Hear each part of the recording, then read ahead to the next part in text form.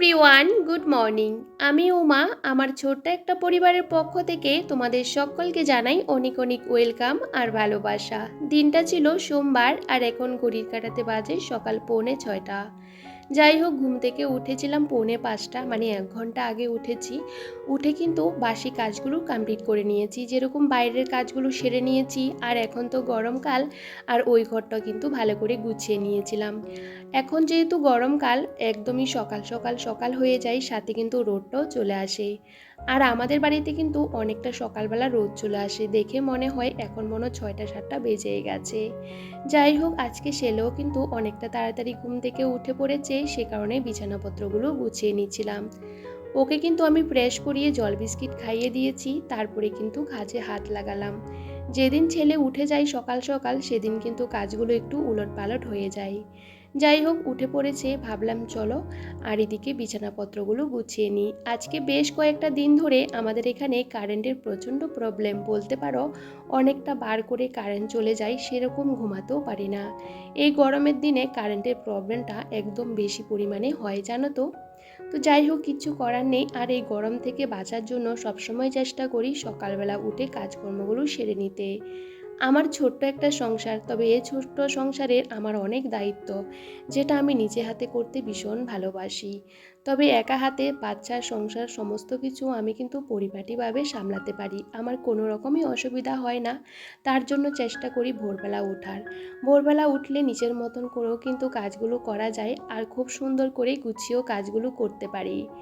আমি প্রতিদিন সকালে 30 মিনিটে আমি কিন্তু আমার ঘর দুয়ারগুলোকে, বাড়িঘরগুলোকে একদমই পরিষ্কার পরিচ্ছন্ন করে গুছিয়ে রাখি। যেহেতু আমি প্রত্যেকটা দিন কিন্তু ঘর গুছিয়ে রাখি, সেহেতু কিন্তু আমার বেশিক্ষণ সময়ও লাগে না। দেখবে প্রত্যেক দিনের কাজ যদি আমরা প্রত্যেক দিন করে নিই, তাহলে দেখবে ঘর দুয়ার সবসময় পরিপাটি থাকে। একটা বাচ্চাকে নিয়ে ঘরের কাজগুলো করতে অনেকটাই অসুবিধা হয়, তবে বুদ্ধি করে যদি সংসারের কাজগুলো করি, আর আমরা যদি বুদ্ধি করে সংসার করি, তাহলে দেখবে একা হাতে অনেক কিছুই সামলানো যায়। তবে জানো তো, একা থাকতে থাকতে আমার কিন্তু এখন একা থাকতে বেশ ভালো লাগে। কারণ একা থাকলে কোনো কথা হয় না কারোর সাথে, নিজের মতন করে কিন্তু কাজগুলো তাড়াতাড়িও কমপ্লিট হয়ে যায়। তখন নিজেকে দেওয়ার মতন অনেকটা সময়ও কিন্তু পাওয়া যায়। যাই হোক, তোমাদের সাথে কথা বলতে বলতে আমি কিন্তু আমার বেডরুমটাকে ভালো করে গুছিয়ে নিচ্ছি, আর সবসময় পরিষ্কার করে ঝাড় দেওয়ার চেষ্টা করি। কারণ কি বলতো, ঘরটা যদি ভালো করে ঝাড় দিতে পারি, তাহলে কিন্তু মুছতে কোনো রকম অসুবিধা হয় না। যাই হোক, সকালে এত পরিমাণে রোদ উঠে পড়ে, একদম ঘরের ভিতরে রোদ চলে আসে। আর বিশেষ করে বারান্দার মধ্যে পা রাখতে পারি না, প্রচুর পরিমাণে রোদ আসে, কি বলবো বলো তো।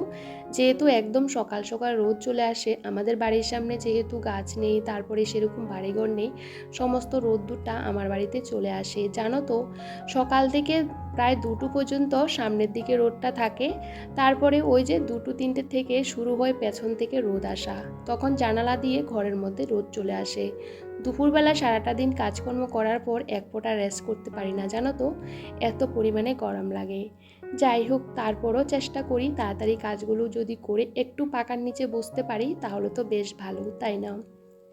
সকালে যেহেতু এই ঘরটা আমি ক্যামেরা অফে কিন্তু গুছিয়ে নিয়েছিলাম, আর বাইরের সমস্ত কাজগুলো সেরে নিয়েছিলাম, গাছে জল দিয়েছি, সাথে কিন্তু বাইরের জায়গাটা ঝাড়টার দিয়ে নিয়েছি। আর অনেকগুলো ফুল গাছ এত এত বড় হয়ে গেছে, সে আগাছাগুলো ভালো করে কিন্তু আমি সুন্দর করে কেটে দিয়েছি। যেহেতু এখন আস্তে আস্তে সামনে বর্ষা আসছে, আর দেখবে গাছপালাগুলো বেশি পরিমাণে বেড়ে যায়, সেহেতু চেষ্টা করি এই গরমের মধ্যে যদি একটু কষ্ট করেও যদি গাছপালাগুলোকে একটু ছাঁটাই করে দিতে পারি, তাহলে বাড়িটা জঙ্গল জঙ্গল মনে হবে না। এমনিতেও চারপাশে সেরকম গাছপালা নেই, শুধু আমার বড় বড় কয়েকটা ফুল গাছ আছে, যেগুলো নিচের দিকে অনেক ডালাপালা বেরিয়ে আছে, সেগুলো কেটে দিলাম। তবে যাই হোক, সকাল সকাল যেহেতু বুদ্ধি করে বাইরের কাজগুলো কমপ্লিট করে নিয়েছি, সেহেতু কিন্তু আমার বেশ ভালো লাগছে কাজগুলো করতে। দেখবে অনেক সময় বুদ্ধি খাটিয়ে যদি আমরা সংসারের কাজগুলো করি, তাহলে একা হাতে না সংসারের সমস্ত কাজগুলো করতে কোনো রকম অসুবিধা হয় না। আমার একার সংসারের কাজ, তারপরে বাচ্চাকে দেখাশোনা করা, সংসারে অনেক রকমের কাজকর্ম থাকে, যেটা নিজে একা হাতে সামলাতে হয়। তবে সমস্ত কাজগুলো কিন্তু ঠিকই টাইমের মধ্যে আমি করে নিতে পারি, কারণ ওই যে সংসার করতে করতে অনেক কিছু শিখে শিখে গেছি কিভাবে ব্যালেন্স করে চলতে হয়। আর এদিকে সকালবেলা যেহেতু বাইরের কাজগুলো আগে আগে কমপ্লিট করে নিয়েছি, এখন ঘর দুয়ারগুলো গুছিয়ে এখন কিন্তু ঘরটা ভালো করে মুছে নিচ্ছিলাম। আর জানো তো বাইরে কাজ করলে দেখবে এমনিতেও ঘেমে যায়, আর সে কারণে ভাবি যে সকাল সকাল স্নান পুজোটাও করে নেব। আর এদিকে ঘর মুছতে মুছতে আমি কিন্তু ছেলের সাথে ওই যে একটু কথা বলছিলাম, কারণ ওকে কিন্তু সকালবেলায় বই খাতাগুলো বের করে দিলাম যে তুমি নিজে নিজে একটু লেখালেখি করো। কারণ কি বলতো, ও তো সবসময় একা একা থাকে, আর আমি না সকালবেলা সেরকম ওকে সময় দিতে পারি না, কারণ ওকে নিয়ে বসলে আমার অনেকটা দেরি হয়ে যাবে কাজকর্মগুলো করতে। তো যাই হোক, ছেলেকে বই খাতাগুলো বের করে দিলে ও কিন্তু নিজে নিজে লেখে, আমাকেও একটু দেখিয়ে দিতে হয়, তবে ওই যে কন্টিনিউ বসে থাকতে হয় না। তবে সংসারের কাজকর্মের সাথে সাথে আজকে কি রান্নাবান্না করব সেটাও কিন্তু মাথার মধ্যে ঘুরপাক খায়। তবে ভাবলাম চলো, এই যে একটা কুমড়োর ডগা অনেকটা বড় লম্বা হয়ে যাচ্ছে কিন্তু ওটা বাড়ছে না, তো ভাবলাম কিছুটা অর্ধেক কেটে নিই, তাহলে গোড়াটা অনেকটাই বেড়ে যাবে। আরও কুমড়ো গাছ আছে, অনেক হচ্ছে, তবে এটা যেহেতু উপরে হয়েছে তো ভাবলাম এটা অনেকটা লম্বা হয়ে গেছে, ওটা একটু কেটে নিই, আজকে ওটাই রান্না করব। আর সাথে মানে ওখানে একটু ঘাস হয়ে গেছিলো, সেটাও কিন্তু পরিষ্কার করে নিলাম জায়গাটা আর কি। আসলে কি বলতো, বাড়িঘর সবসময় গুছিয়ে পরিপাটি করে রাখতে আমি ভীষণ পছন্দ করি, যেটা আমার নিজের কষ্ট হলেও মনে করি সেই কাজগুলো করে নিলে অনেকটা ভালো। সকাল সকাল দেখবে স্নানটা হয়ে গেলে, পুজোটা হয়ে গেলে মনে হয় সংসারের অর্ধেক কাজই হয়ে গেছে, তবে নিজের মধ্যে একটা আলাদা শান্তি কাজ করে। তো যাই হোক, সকালবেলা এই যে গুপুকে তুলে দিলাম আর তারপরে ওকে স্নান করে সুন্দর করে সাজিয়ে নিলাম। আর জানো তো আজকে তো সোমবার, তবে আমি বেলপাতাটা পাইনি, কারণ আমাদের বাড়ির সামনে সেরকম বেলপাতা পাওয়া যায় না, আর মার্কেট থেকে নিয়ে আসতে হয়। একমাত্র বৃহস্পতিবারে আমাদের বাড়ির সামনে দোকান বসে, মানে ফুল বেলপাতা, এমনিতে আদার্স দিন বসে না। তবে একটা বেলগাছ বাড়িতে লাগানোর খুবই ইচ্ছে জানো তো। মহাদেবকে সেরকম বেলপাতা দিয়ে পুজো করতেই পারি না, সবসময় ফুল চন্দন এটা দিয়ে কিন্তু পুজোটা করি, তবে মন থেকে চাইলে সব করাই সম্ভব।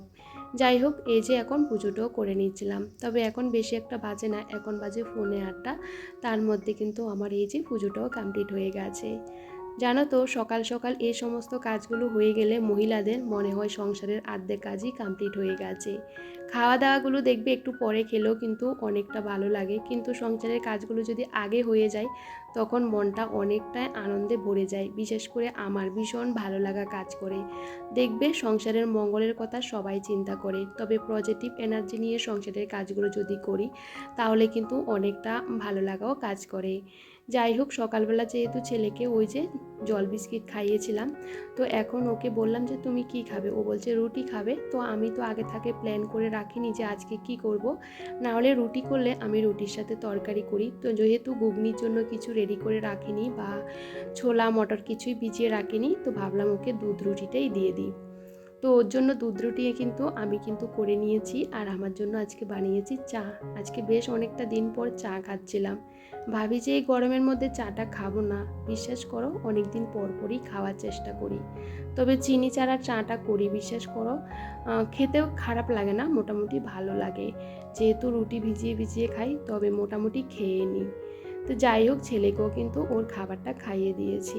তো ভাবলাম চলো, এদিকে ছেলে বসেছে এই যে খেলা করতে, ও কিন্তু আমার পেছন পেছন সারাটা দিন ঘুরপাক করে, তবে বারান্দার মধ্যে থাকা ভীষণ কষ্ট হয়ে যাচ্ছে, ভীষণ গরম, স্ট্যান্ড পাখাটা চালিয়ে দিয়েছি, ওকেও বসিয়ে দিয়েছি আমার সাথে সাথে।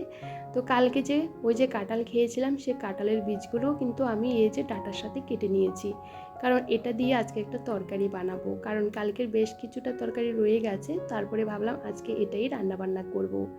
আমি কখনো কিন্তু বিলাসিতা করিনি, সংসারে যেরকম আছে সেরকমভাবে চালানোর চেষ্টা করি, তবে জীবনে যদি বিলাসিতা করতাম তাহলে জীবনে অনেক কিছুই করে নিতে পারতাম, বিশ্বাস করো। নিজের জন্য একদমই ভাবি না, নিজেকে আয়নাতে সেরকম দেখিও না, সবসময় ভাবি সকালবেলা উঠে কখন সংসারের কাজগুলো সামলাবো, ছেলেকে সামলাবো, কখন কি করব।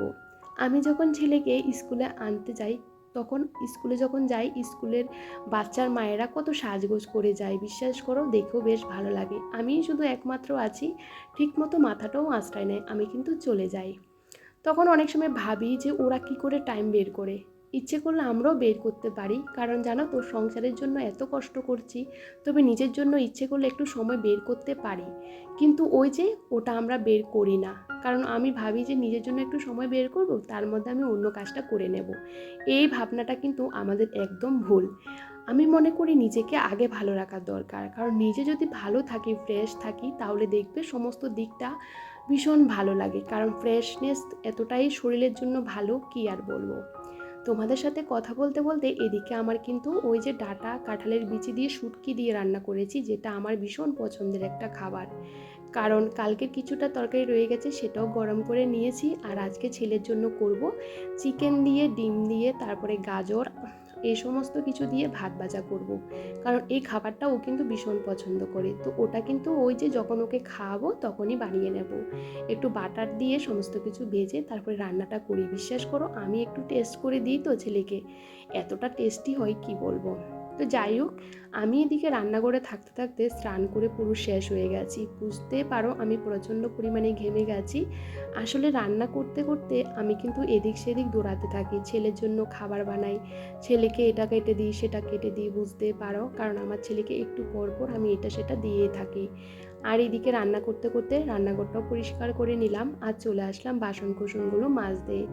আর বাইরে কতটা রোদ্দুর, এই রোদ্দুরের মধ্যে কিন্তু বাসন মাজতে হয়। তবে জানো তো বন্ধুরা, এটা আমার অভ্যাস হয়ে গেছে, আমার কিন্তু কোনো রকম কষ্টও হয় না। বৃষ্টিতে ভিজেও কিন্তু বাসন মাজতে পারি, ও রোদ্দুরে দাঁড়িয়ে দাঁড়িয়েও কিন্তু বাসন মাজতে পারি, কারণ এটা আমাদের অভ্যাস হয়ে গেছে। অভ্যাস এমন একটা জিনিস, যেটা একবার নিজের মধ্যে ঢুকে গেলে সেটা কিন্তু চেঞ্জ করা অনেকটা কষ্ট।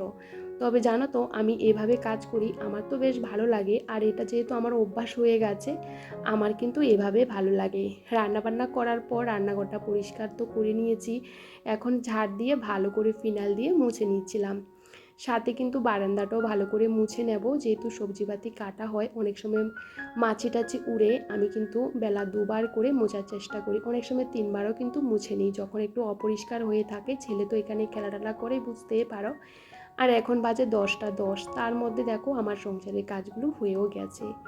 এখন ছেলেকে স্নান করাবো, সাথে আমিও একটু স্নানটা সেরে নেব, প্রচণ্ড পরিমাণে ঘেমে গেছি। তার আগে ভাবলাম একটু, এই যে আমি কি বলতো, তেঁতুল দিয়ে একটু অন্যরকম জিনিস বানিয়েছি, যেটা আমি আগেও অনেকবার বানিয়েছি, যেটা হলো শরবত। তেঁতুল, তারপরে বিট নুন, একটু চিনি দিয়ে ভালো করে কিন্তু এটাকে মেখে নিলাম, তারপরে ঠান্ডা একটু জল, নর্মাল জল দিয়ে এটা বানিয়ে নিলাম। এটা এতটা ভালো লাগে কি বলবো, আমার ছেলেও কিন্তু খেতে ভীষণ পছন্দ করে। এই গরমের মধ্যে ঠান্ডা ঠান্ডা খাবার খেতে বেশ ভালো লাগে। তবে চলো, আজকের ব্লগটা এখানেই শেষ করছি। সবাই ভীষণ ভালো থেকো, সুস্থ থেকো সবার পরিবারকে নিয়ে। তাহলে আজ আসি।